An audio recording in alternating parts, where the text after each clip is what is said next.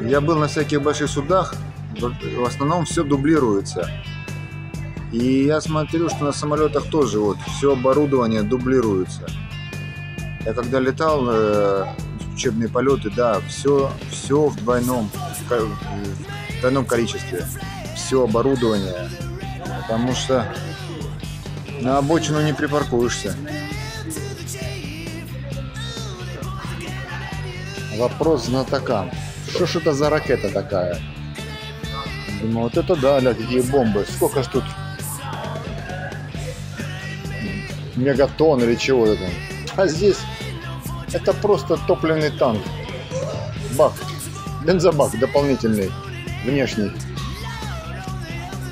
Вон еще топливный танк. Вид сбоку, вид сзади. Ну а вот это уже ракета. Вот это ракета.